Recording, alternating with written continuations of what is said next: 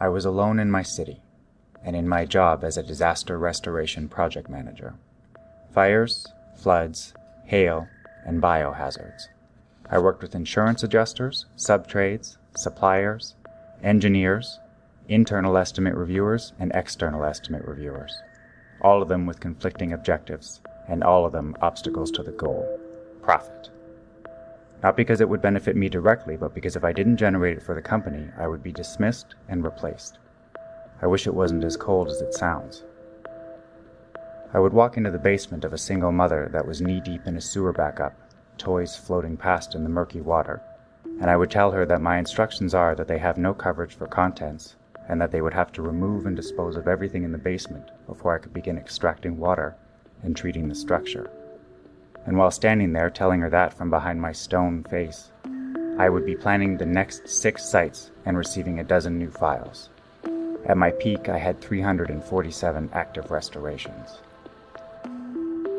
It came to be that in my car on my way to work, I would break down the news stories into estimate line items. I would hear vehicle impact to a commercial building, 1 fatality. And I would think asbestos testing, pressure wash, sealant. I'd hear homicide at 2 convenience stores, and I'd think hazmat technician, Tyvek suits, antimicrobial.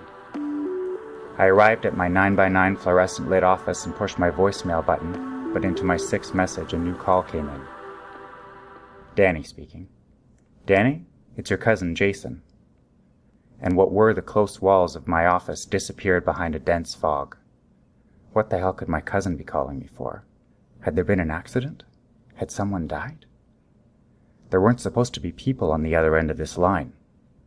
Jason and I had grown up together in a small prairie town, and hearing his voice turned me into a 12-year-old boy mowing my neighbor's lawn, my pant legs coated with the scent of cut grass. My house is flooded, and they say they won't get to me for at least a week. Jason lives in High River, I thought, and the Bow River had breached its banks. The basement is full, and it's up to the floor joists. What do I do? His house was not a site. It was his home. Jason was not an obstacle. And all the files on my desk became people. For years I hadn't allowed myself to think of them that way. I couldn't be slowed down by their humanity. I hung up the phone and I sat in my chair considering the weight of my new perception, and I tried to cover it back up.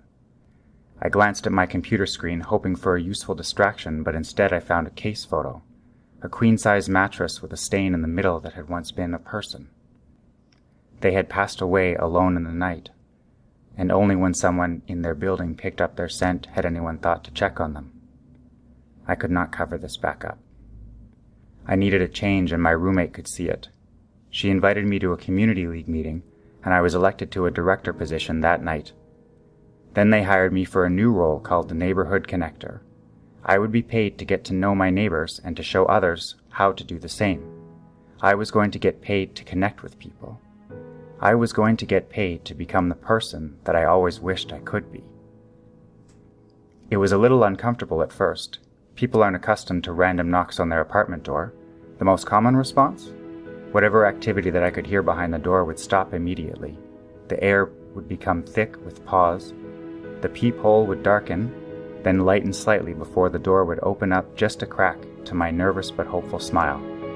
It was during one of these conversations in Oliver that I met a new Canadian. She shared that in her culture, people made physical contact with each other more, and she missed it. She hadn't been hugged since she left her country more than 18 months ago. So I gave her a big hug as a stranger, and we parted as neighbors. I quit the restoration business, and 5 years later I'm still doing what I feel I've always been meant to do. And now I am not alone in my city or my job.